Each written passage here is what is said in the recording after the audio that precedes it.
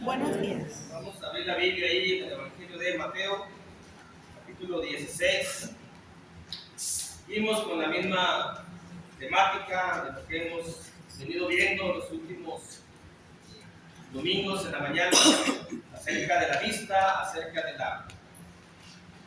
la visión, de la comprensión, del entendimiento, todo aquello que tiene preferencia en nuestra vista refleja en gran manera lo que somos, manifiesta nuestro corazón y nuestro pensamiento, como aquel que le gusta ver mucho los carros, es un apasionado y en su mente es lo que tiene, en su corazón es lo que hay. Todo en lo que ponemos nuestra mirada con atención, eso es lo que hay en nuestra mente, eso es lo que hay en nuestro corazón. Conforme a lo que queramos nosotros buscar, lo que nos gusta por medio de la vista, lo que no nos gusta, pues no lo vemos, no nos gusta verlo. Por ejemplo, hay programas en las plataformas que hay en la actualidad, una gama de programas que hay ahí. Los que no vemos son porque no nos gustan, y es porque no manifiestan o reflejan lo que somos, o nuestra mente o nuestro corazón. Aquellos que en sus años les gustaba mucho ver las telenovelas es porque en su mente y en su corazón estaba siempre la ilusión de salir de pobres y llegar a encontrar un príncipe que lo sacara y lo llevara a una casa rica. Eso es lo que había en su mente, eso es lo que había en su corazón. Aquel que le gusta ver pornografía, eso es lo que hay en su mente, eso es lo que hay en su corazón. Aquel que le gusta ver a las mujeres, lo que hay en su mente, en su corazón es lascivia. Aquel que ve lo que tienen otras personas, pero con coraje, lo que hay en su mente, en su corazón es envidia, celo, eso es lo que hay. Vamos a ver la Biblia ahí en Mateo capítulo 16 y vamos a titular esta meditación: el que no pone la mira en las cosas de Dios. El que no pone la mira en las cosas de Dios, dice en Mateo 16, versículo 21 al versículo 23, dice: desde entonces Jesús comenzó a declarar a sus discípulos que le era necesario ir a Jerusalén y padecer mucho de los ancianos, de los principales sacerdotes y de los escribas, y ser muerto y resucitar al tercer día. Entonces Pedro, tomándole aparte, comenzó a reconvenirle, diciendo: Señor, ten compasión de ti, de ninguna manera esto te acontece. Pero él, volviéndose, dijo a Pedro: quítate de delante de mí, Satanás, me eres tropiezo, porque no pones la mira en las cosas de Dios, sino en las de los hombres. El que no pone la mira en las cosas de Dios es lo que estaremos considerando. Y hacemos la pregunta: ¿cómo es o cómo lo manifiesta la propia Escritura? Porque decimos cómo es, no es el pensamiento personal, es el pensamiento de la Biblia. Aquel que no pone las cosas, aquel que no pone la mira en las cosas de Dios, ¿cómo lo describe la Escritura? Lo va describiendo de una manera, y de esa manera nos va describiendo a todos aquellos que nuestra mirada no está en las cosas de Dios, que nuestra mirada no está en el cielo, que nuestra mirada no está en el galardón, que nuestra mirada no está en el Espíritu Santo, que nuestra mirada no está en el Señor, que no vemos, que nuestros ojos no están en el Señor, aquel que es el autor y consumador de la fe.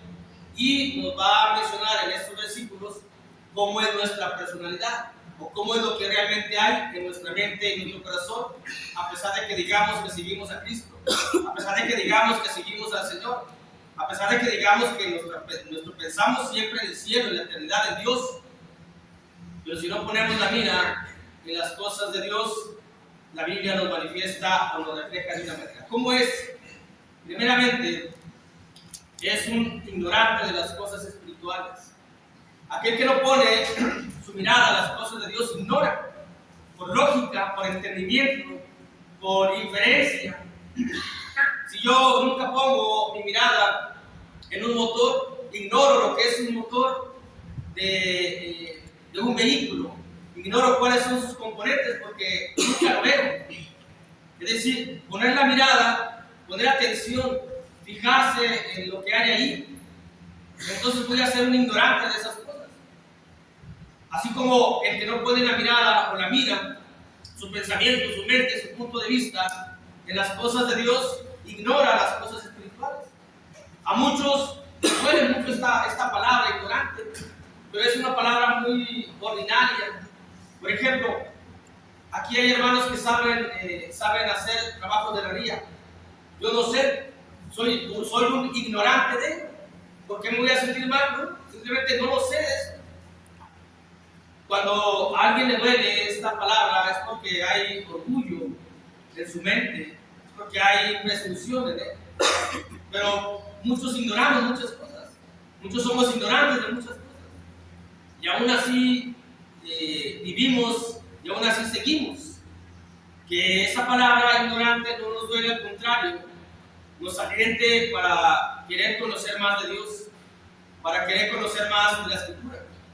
Porque recordemos que la Biblia dice en el libro del profeta Oseas que mi pueblo fue destruido porque le faltó conocimiento. Mi pueblo fue destruido porque fue ignorante. Tal vez ignoró de manera deliberada, o tal vez ignoró porque no quiso enfocarse en la ley de Dios. Pero de una u otra forma ignoró las Escrituras. Le faltó conocimiento. Y ante esa falta de conocimiento fue destruido. Así que el que no pone la mira en las cosas de Dios es un ignorante de las cosas espirituales, porque ignora que no es instrumento de Dios, que no es instrumento del Señor, que es instrumento de Satanás, que es instrumento del diablo, que es instrumento del enemigo, como Pedro, siendo un ignorante de las cosas espirituales, de las cosas celestiales, de las cosas de Dios, ignoraba que estaba siendo él instrumento del diablo al llevar al Señor Jesús aparte, reconvenirle: no vayas para allá, de ninguna manera te pase esto. Ignorando el plan de Dios, ignorando la voluntad de Dios, ignorando lo que el Señor Jesús tenía que hacer y haciéndole caso al enemigo, tratando de evitar que cumpliera con la misión del Señor Jesús, de que a eso vino, a morir, a ser sacrificado, a ser crucificado, a sufrir en gran manera y en gran medida por nosotros. Pero Pedro no. Pedro, no, Señor, ven, que no te pase esto, mira. Siendo un instrumento del enemigo. Tal vez en la casa, tal vez como cristianos, nosotros tenemos instrumentos, obviamente ignorando que somos instrumentos del diablo, o ignorando que son instrumentos de nuestra familia del diablo. Lo ignoran, no es algo deliberado, pero después de que lo conocemos, ahora sí, si nosotros hacemos la labor del enemigo, que es intentar evitar que se cumpla la voluntad de Dios, nos constituimos a la vez instrumentos del enemigo. Estamos en casa, estamos a gusto, 5:30 de la tarde, hace un calor infernal, por decir esta palabra. Le digo a mi esposa: ¿sabes qué? No vamos a la iglesia, mire, estamos aquí en el Mispid, en el aparato. Ya fuimos en la mañana, no vamos. Yo soy un instrumento del enemigo al tratar de hacer o poner algo para que no se cumpla la voluntad del Señor. La voluntad de Dios es que estemos aquí. Y si yo participo en eso, entonces me estoy constituyendo instrumento del diablo. Y lo ignoro, sí, ciertamente lo ignoro. Pero no porque lo ignore, no pasa. Y no porque lo ignore, no voy a ser reprendido y castigado. Porque aún dice la Escritura en los libros del Antiguo Testamento de la ley, aún por aquellas cosas que ignoras tienes que ofrecer sacrificio. Algunas por aquellas cosas que desconoces tienes que ofrecer sacrificio. ¿Qué nos está diciendo la Biblia? Que es pecado y como tal tiene que ser reprendido y tiene que ser castigado. De modo que yo ignoro que puedo ser instrumento del enemigo porque le pongo trabas a mi esposa o a un hermano: no vengas en la tarde para que ya viniste. O le enseño una forma equivocada. Estoy siendo instrumento del enemigo y lo ignoro. Y tal vez vivo así, y tal vez enseño así, y tal vez practico así, porque ignoro las cosas espirituales, porque no pongo la mirada en las cosas de Dios, sino en el bienestar personal. Me duele la cabeza, no vayas. Estoy viendo al hombre, estoy viendo la humanidad, estoy viendo al mundo, no estoy viendo a Dios, no estoy viendo al Señor Jesús, que con dolor de cabeza, que con sufrimiento. ¿Creen ustedes, o creemos mejor dicho, que no le dolería al Señor Jesús aquella corona de espinas que le pusieron en su cabeza? Que cuando sintió aquella corona fue un placer para él. me duele la cabeza, hoy no voy. O me dice mi familiar que no es cristiano, no vayas, te duele mucho la cabeza, te puede pasar algo. No voy, el Señor Jesús le colocaron una corona de espinas. Me duele la mano, al Señor Jesús le pusieron un clavo, me duelen los pies, me duelen las piernas, al Señor Jesús le dolían las piernas de la posición en la que estaba, me duele la espalda, al Señor Jesús le dio latigazos en la espalda. No hay pretexto, no hay excusa. Pero cuando alguien nos dice algo, o nosotros mismos, es que no cumplo la voluntad de Dios por esto, al mismo tiempo estamos siendo instrumentos de Satanás, instrumentos del diablo, instrumentos del enemigo. Y lo ignoramos tal vez estamos haciendo algo que corresponde a la obra del diablo y no a la obra del Señor. Que cuando hace uno o tratar de que, por ejemplo, Pedro no ignoraba ciertamente, no lo hizo de forma deliberada, pero lo ignoraba. Pero vuelvo a decir, no porque se ignore, no está el hecho, ahí está el hecho. No porque se ignore Dios nos va a pasar eso, no, la Biblia es claramente, aún los hechos por ignorancia tienen que ser castigados, así lo menciona la Escritura. Los pecados por ignorancia también. De modo que diga, no sabía, entonces no va a ser castigado. Aunque no supiese uno, también es pecado y la paga el pecado de la muerte. Nunca dice la Biblia, los pecados por ignorancia, no, solamente el pecado que ella se ha hecho de forma deliberada es muerte. La Biblia dice, toda clase de pecado es muerte, es la paga por el pecado de la muerte. Cuando uno trata de convencer a alguien de que no haga la voluntad de Dios, uno lo lleva a que peque. ¿Qué es lo que estaba haciendo Pedro? Pecar por desobedecer a su padre. La voluntad del padre la sabía, Señor. Sabía que tenía que ir a Jerusalén a padecer de los escribas, de los fariseos, a ser crucificado. Esa era la voluntad del padre. Pero Pedro muy cómodamente le dice, no, de ninguna manera te pase esto. Estaba incitando a que pecase al propio Señor Jesús. Por eso le dice, apártate de mí, de aquí, de Satanás, le dice, instrumento de Satanás, apártate de mí, quítate de aquí, de mi vista, porque tú no estás poniendo la mirada o la mira en las cosas celestiales. El que no pone la mira en las cosas de Dios es un ignorante de las cosas espirituales, porque ignora que es un instrumento de Satanás. También porque rechaza la manera de la salvación o la forma en cual es salvo el ser humano. Se logra la salvación por el Evangelio del Señor Jesús. El Evangelio del Señor Jesús es la muerte, la sepultura y la resurrección. Como dice la carta a los Corintios capítulo 15, versículos 1 al 4. Lo que Jesús iba a hacer era a cumplir con el Evangelio. Iba a ir a Jerusalén a morir para luego ser sepultado y luego resucitar. Pero Pedro no le parecía eso. Muchos colocan a Pedro como el que siguió después del Señor Jesús. Y en la actualidad la iglesia tradicional, la iglesia de Roma, coloca al sucesor de Pedro como alguien infalible. Y vemos las fallas garrafales, fatales de Pedro. Después de que había confesado al Señor Jesús, comete este tipo de fallas.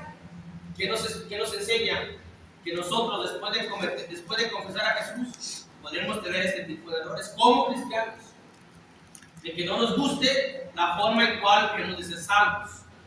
Hemos estado hablando, ya van 2 viernes que hemos estado hablando de la carta a los Hebreos, a través del padecimiento del cristiano, de la tribulación, del sufrimiento. Tal vez a un cristiano no le guste esa parte de la salvación, pero es necesaria. No se trata de lo que nos guste, se trata de lo que está escrito. Para que podamos ser salvos, el Señor Jesús tenía que morir, tenía que ser sepultado y resucitar. Y la forma en cómo murió, así tenía que ser. Ahora, si no nos gusta la forma de salvación, pues ahora sí que, ¿qué podemos hacer? Si Dios lo ha dejado claramente cómo son los pasos para llegar al cielo. Hablando entre nosotros. Tal vez a la gente del mundo no le gusta el que ya de grandes tengan que ser bautizados. Es que no es lo que te guste, es que no es lo que tú quieras, es que no es lo que te parezca, es lo que Dios ha dejado establecido claramente. A la gente del mundo también no les gusta que tengan que creer en el Señor Jesús, que tengan que confesar de todo corazón al Señor Jesús. Porque cuando no quieren creer es porque creen en lo que son, en lo que es la idolatría, o en ellos mismos o en sus gustos, y no quieren depositar la fe en el Salvador del mundo. Pero si quieren ser salvos, algo imposible, no se puede lograr, no se puede tener. ¿Cuántas cosas tal vez no nos gusten de la vida cristiana? Tal vez no nos gusten de la vida espiritual. No es para que nos guste la vida cristiana. La vida cristiana no es para que sea placentera a nuestra vida, a nuestro cuerpo, a nuestro tiempo presente. La vida cristiana es para honrar y glorificar el nombre de Dios, para vivir conforme a los mandamientos de Dios y para tener algún día la eternidad de los cielos. Para eso es la vida espiritual, para eso es la vida cristiana. Y aquí a Pedro no le parecía, simplemente al hombre no le parecía, no. A mí no me parece que tengas que ir a sufrir, así que no vayas. ¿Cómo te va a pasar esto? Pedro, tengo que hacerlo porque solamente así tú eres salvo. Resulta que a Pedro no le gusta que le laven los pies. Si no te lavan los pies, entonces te va a pasar esto. Bueno, ya no va a estar conmigo. Bueno, pues salvo. O sea, es decir, un hombre que no le gusta lo que el Señor Jesús ha declarado y quiere hacer, resulta que es un hombre que quiere imponer sus propios gustos y condiciones en cuanto a la salvación se refiere. Y así hay muchos en el mundo. Y puede ser, lamentablemente, que así haya muchos en la vida cristiana. Gracias. Pudiese ser que hay algo que no nos guste, pero no es que nos tenga que gustar. Es decir, los mandamientos de Dios. Claramente nos tiene que gustar la vida cristiana. Pero si hay cosas que nos causa desagrado, Dios lo ha dejado claramente estipulado como debe ser. Y así es como se va a lograr la salvación. Por eso uno ignora cómo son las cosas espirituales cuando uno rechaza la manera de la salvación. Y cuando uno contradice al Señor Jesús, es un ignorante. Pedro estaba contradiciendo al Señor Jesús, estaba oponiendo al Señor Jesús. Pedro, tengo que ir, bueno, a todos les dijo, tengo que ir a Jerusalén y padecer mucho. Pedro le contradice, no vayas, no es bueno para ti. ¿Cómo te va a pasar eso? ¿Cómo vas a sufrir? ¿Cómo tú? Está contradiciendo la orden divina, está contradiciendo la voluntad divina. Vuelvo a repetir esto, ignorando Pedro sí, pero no por el hecho de que ignores, no lo estás haciendo. No por el hecho de que yo ignore algo, no lo estoy haciendo. Lo estoy haciendo y vuelvo a decir nuevamente que estoy pecando y la paga con el pecado de la muerte.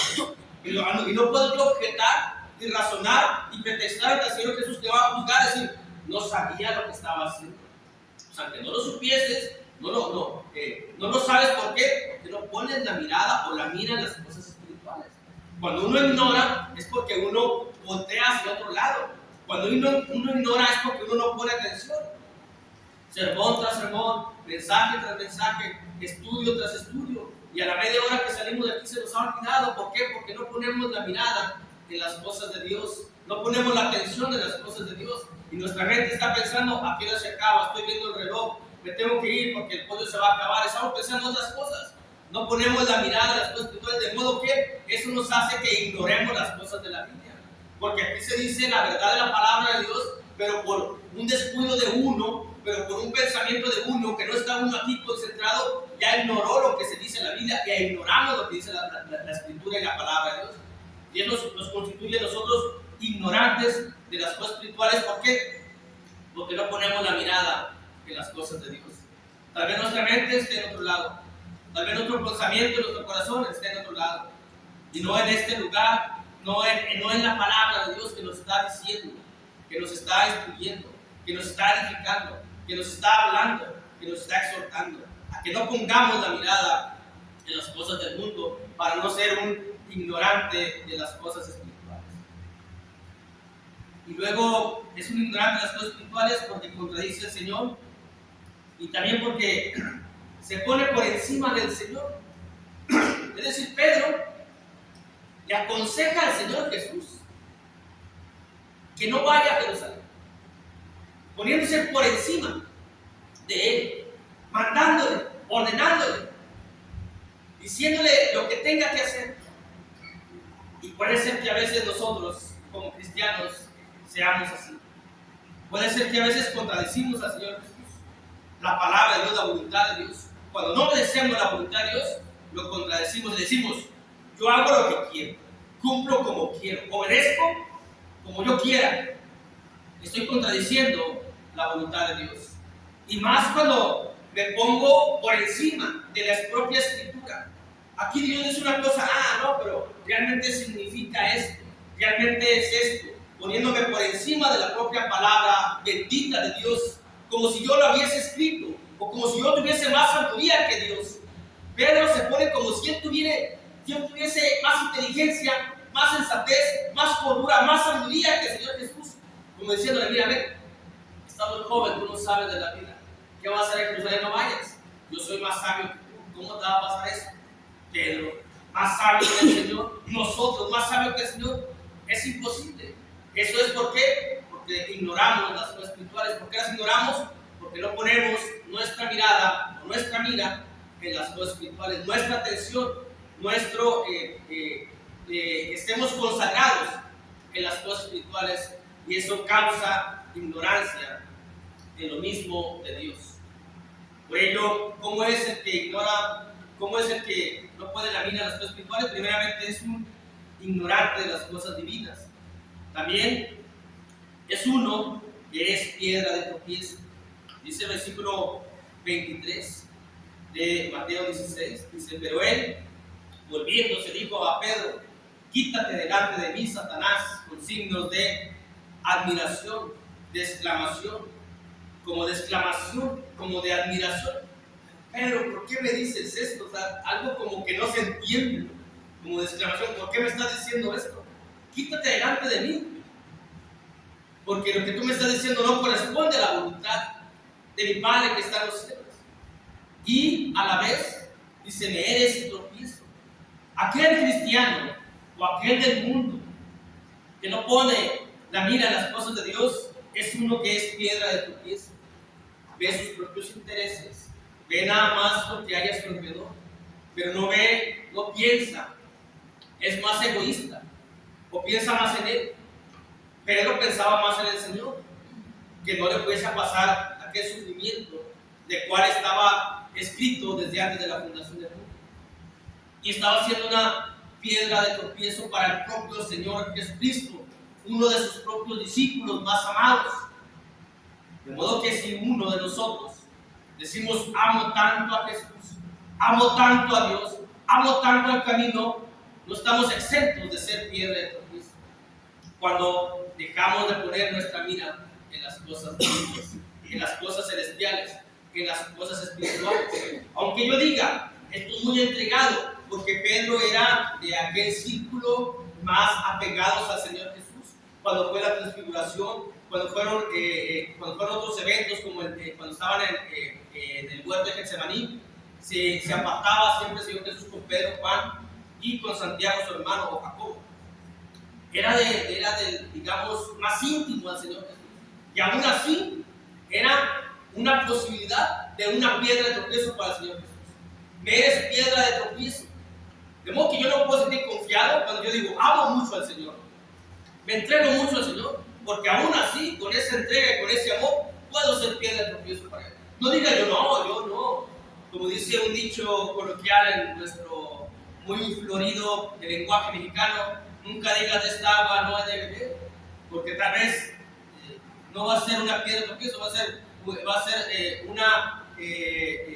una gran cantidad de tropiezo para otros, porque a veces cuando tenemos ciertos años, o a veces cuando tenemos cierta entrega, nos confiamos y pensamos que podemos rediseñar la vida espiritual y que ya no hay nada que hacer. Entonces desvía nuestra mente de las cosas divinas, nuestra mirada, y empezamos a pensar otras cosas, y eso puede causar que seamos piedra de tropiezo como Pedro.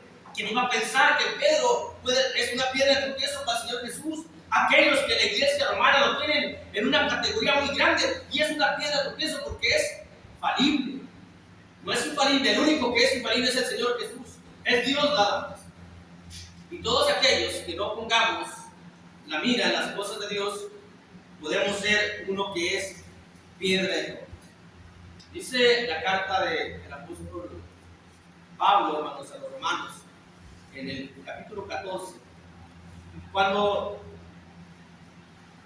es la consecuencia de que no ponemos la mira en las cosas de Dios? Y podemos ser uno que es piedra de tropiezo. Y es cuando empezamos a juzgar mal al cristiano, al mundo, lo que se hace, empezamos a juzgar mal. Juzgamos a nuestro propio gusto, juzgamos a nuestra propia manera de pensar, no juzgamos conforme a la Escritura, no juzgamos conforme a la voluntad de Dios. Como dice la Biblia, que todo ser debe ser translúcido o de acuerdo a lo que es la palabra. Dice Romanos capítulo 14, versículo 13.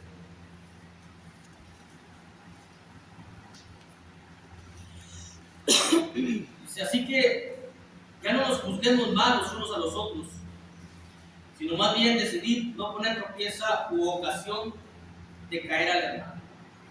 Cuando hacemos caer al hermano, cuando somos piedra de tropiezo, cuando juzgamos mal una conducta, una actividad y algo que nada más que nos gusta. Estamos sabiendo en lo que es el contexto de esta carta, de este capítulo, de aquellos que son débiles en la fe, que tienen unas ideas distintas a uno, en cuestiones incluso hasta no doctrinales puede ser. No queramos que todos seamos iguales en los pensamientos fuera de lo que es la doctrina. No queramos que todos pensemos, por ejemplo, aquí dice, algunos no quieren comer carne, comen lo que son verduras cuando empieza a hablar el capítulo 14. ¿Por qué lo vamos a juzgar? ¿Por qué no come carne? Es lo que está mencionando aquí. Cada quien tiene su manera de ser, cada quien tiene su manera de vivir, de pensar. Mientras estemos sujetos a la sana enseñanza, ¿por qué vamos a juzgar ciertas actividades o algunas prácticas de otros hermanos? ¿Por qué nos colocamos en una situación de que está mal lo que hacen? ¿Que acaso lo que yo hago está bien para mí? Sí, pero a lo mejor para otro no. Dejemos de juzgarnos unos a los otros en esas cuestiones fuera de lo que es doctrinal. Y cuando es algo doctrinal, debemos de juzgar conforme a la palabra. Ya hemos mencionado acerca de lo que es la disciplina y cómo se le debe de hablar a un hermano o una hermana cuando es algo equivocado. Pero cuando aquel que juzga, incluso la ropa, incluso el pelo, incluso todo, incluso la forma de caminar, es cuando está haciendo una piedra de tropiezo para alguien. ¿Por qué? Porque puede haber hermanos débiles que nos molestemos o que no soportemos el que haya hermanos quisquillosos, el que haya hermanos que se estén metiendo tanto en mi vida personal como en mi familia. Entonces, ¿qué es lo que hago? Me voy de la iglesia. Me voy de la iglesia, me pierdo yo, pero también aquel que me hizo tropezar. ¿Por qué? Porque me está juzgando mal. ¿Por qué me juzga mal? Porque no pone la mirada o la mira en las cosas espirituales. Nuestra mirada en los cielos, en el Señor Jesús, en el autor y consumador de la fe. No en el hermano, ¿cómo viene? No en el hermano, ¿qué hace? Dejemos de hacer esa conducta, ese comportamiento propio de aquel que se siente superior, propio de aquel que quiere juzgar, propio de aquel que ha dejado de poner la mirada en el Señor Jesús y puede las cosas del mundo, se fija en las cosas mundanas, se fija en los detalles que del mundo se fija y empieza a juzgar. Y el empezar a juzgar lo va a colocar como una piedra de tropiezo. Dice la Biblia que aquel que sea piedra de tropiezo, más le vale cortar aquella piedra del molino, echarla al fondo del mar, hundirse junto con él por el castigo tan grave, tan grande que le va a traer como consecuencia de hacer perder un alma por la cual Jesús fue sacrificado, un alma por la cual el Señor Jesús sufrió en gran manera, en gran medida, abundantemente para rescatar esa alma. Y resulta que yo, por mi manera de pensar, la voy a echar a perder aquel sacrificio del Señor Jesús que rescató un alma y yo la llevo nuevamente a la presión por la forma en cómo lo juzgo, por la forma en cómo lo critico, por ser una piedra de tropiezo. Por eso es un castigo abundante, fuerte, grande, para aquel que haga tropezar a uno de estos pequeños, a uno de los hijos de Dios. Cuando hacemos eso, cuando no ponemos la mira en las cosas de Dios, es uno que es una piedra de tropiezo, porque juzga mal y también porque no tiene amor. La primera carta de Juan, hermanos, la primera carta de Juan, en el capítulo 2, versículo 10, dice la Biblia: si yo hago tropezar a un hermano, lo estoy juzgando mal, o también no tengo amor por el hermano. No me importa que se pierda, no me importa que se vaya, no tengo amor. Y volvamos a lo mismo. Jesús nos demostró, el Padre nos demostró su amor al enviar a su Hijo. De tal manera amó Dios el mundo que ha dado su Hijo unigénito para que todo aquel que crea en él no se pierda, no tenga vida eterna. Dice el Señor Jesús: nadie tiene más amor que uno ponga su vida por sus amigos, por sus hermanos, el amor del Padre, el amor del Hijo, el amor del Espíritu Santo que soporta nuestros pensamientos, nuestras divagaciones en la mente. Pero si uno no tiene amor, no ama a su hermano, es uno piedra de tropiezo. Dice la Biblia, la primera carta de Juan, capítulo 2, versículo 10, dice: el que ama a su hermano permanece en la luz y en él no hay tropiezo. Pero si yo no amo a mi hermano y quiero que a mi hermano le vaya mal, y quiero que mi hermano no sea más que yo, hablando humanamente, que aquí no hay nadie más que otro, más que el Señor Jesús. Aquí nadie es superior más que el Señor Jesús. Pero si yo no soporto que mi hermano, que mi hermana brille en la iglesia, que nadie brillamos realmente, solamente es el Señor Jesús, pero son pensamientos humanos, porque no ponemos la mirada o la mira en las cosas espirituales, ponemos la mirada en las cosas del mundo, donde del mundo alguien brilla y alguien le tiene celos y envidia, y allá no se soportan. Aquí no, aquí todos somos luces, aquí todos somos la luz de este mundo. Aquí nadie sobresale más que otro. Cuando uno siente que otro sobresale más que otro, es de que estás pensando como piensa el mundo. No piensas como piensa el Señor. No piensas como piensa Dios. No pones la mira en las cosas celestiales. Pones la mira en las cosas del mundo y traes toda esa influencia del mundo a la iglesia. Entonces, veo que un hermano, veo que una hermana no me cae, como que no es de mi agrado, y empiezo a ponerle trabas, empiezo a ponerle escollos, empiezo a ponerle cosas para fastidiarla, para hacer que se vaya a la iglesia. Es porque no la amo y soy tropezadero para ella, y hay una gran maldad en eso. Si no hay amor, entonces ¿qué hay en el corazón de uno? ¿Y todo por qué? Porque no ponemos las cosas, la mira en las cosas espirituales, en las cosas de Dios, en las cosas divinas. Las ponemos en nuestro pensamiento, en nuestra forma de ser, en lo que queremos que sea ejecutado, en lo que queremos que sea hecho, en lo que queremos que se haga, en los gustos personales, pero no en la voluntad de Dios. Como cristianos podemos desviarnos en ese sentido. Pedro había confesado al Señor y se desvió rápidamente. También nosotros hemos confesado al Señor y podemos ser catalogados así, cuando no hay amor y cuando juzgamos. ¿Cómo es el que no pone la mira en las cosas de Dios? Es un ignorante de las cosas espirituales, es uno que es piedra de tropiezo, es uno que tiene una mente carnal. Dice la Escritura, de lo que hemos estado leyendo, que el Señor Jesús le reprende, le recrimina, le amonesta al apóstol Pedro, porque dice: tú pones la mira en las cosas de los hombres, tú tienes tu pensamiento como el mundo, como los hombres, como el carnal, como el que no es espiritual, que todo su pensamiento del hombre es vanidad. No hay algo de provecho en el pensamiento del hombre. En el mundo, ¿cuál es el pensamiento? La superioridad, el querer tener, el querer ser más, el querer ser mejor que otros, el que aquel no me gane, el que si aquel hace una fiesta, yo voy a hacer una fiesta más grande. Eso es, así piensa el mundo. Y un cristiano, cuando no pone la mirada o la mira en las cosas de Dios, así piensa, así caemos. Nuevamente volvemos a pensar como piensa el mundo. Y el pensamiento del mundo, de los hombres del mundo, es vanidad. Dice Efesios capítulo 4, versículo 17. Efesios 4, 17. Esto pues digo y requiero en el Señor, que ya no andéis como los otros gentiles que andan en la vanidad de su mente, teniendo el entendimiento entenebrecido, ajenos de la vida de Dios, por la ignorancia que hay en ellos, por la dureza de su corazón, los cuales después que perdieron toda sensibilidad, se entregaron a la lascivia para cometer con avidez toda clase de impureza. ¿Qué estaba haciendo el apóstol Pedro? Estaba reflejando y manifestando una mente carnal. Que no te pase eso.